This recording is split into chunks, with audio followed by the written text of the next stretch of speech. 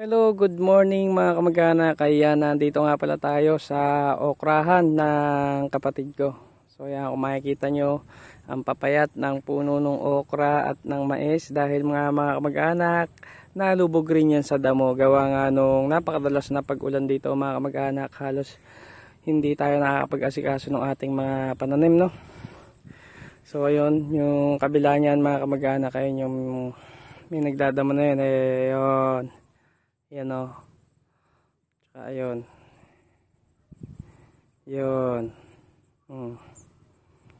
Sila yung nagdadamo dyan. So ngayon, pinapaararuhan mga kamag-anak para mapaasarulan din. So ito mga kamag-anak, yung okra tsaka yung mais, nasa isang tudling lang para pagka nagbagsak ka ng pataba mga kamag-anak, pag nag-spray ka, ayan kamukha niyan, pag nagpaararo, isang trabaho lang, no. Yan, good morning po sa inyong lahat. So, pangalawang araw na ngayon na umaaraw, no. So, sana bukas umaraw pa rin para tayo dire-diretso yung ating pagpapaasarol. So, pinatabaan na rin yan mga kamag-anak. Makikita nyo naman sa dahon tsaka sa puno na nasilong sa damo. Yan, no. Tapos yan, yung mais makikita nyo, naninilaw yung mga dahon. Kasi nga, natubig din yan mga kamag-anak. So ayan, sa pagkakaararo na yan mga kamag-anak, malaking bagay yan para hindi na matubig yung kanyang mais at okra. Kasi kung makikita nyo mga kamag-anak, ayan, lumalim na. So pagka umulan dyan na may istak yung tubig, hindi na dun sa mismong puno. So ayan.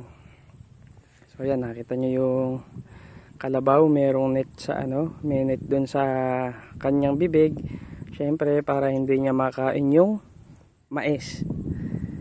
Ayan. So, mga kamag-anak, ayan, may mga mais pa rito na nag-uulay. Ayun, sa malayo. Kita niyo naman. Yang mapuputi na yan. At, karamihan dito ay hindi na nagsipagtanim dahil tag-ulan. So, dahil napataba na yan, mga kamag-anak, nalitaw na sa damo. So possible yan mga kamag-anak, pag umepekto na yung pataba niyan, mamemerde na yan, no? Yung dahon ng okra at ng mais, beberde na. So ayan yung pataba na nilalagay, may tripling 14 doon, tsaka merong ureang pino. Yan. So napakahirap mag-asikaso mga kamag-anak na halaman pagka gantong tag-ulan, no? Bibihira ka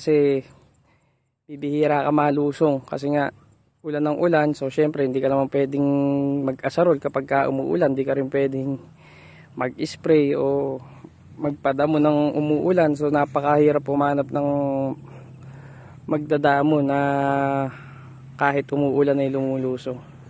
So ayan, hanggang dito na lang muna mga kamag-anak, no. Good morning sa lahat, happy farming. Follow nyo po Sir Don TV kamag-anak.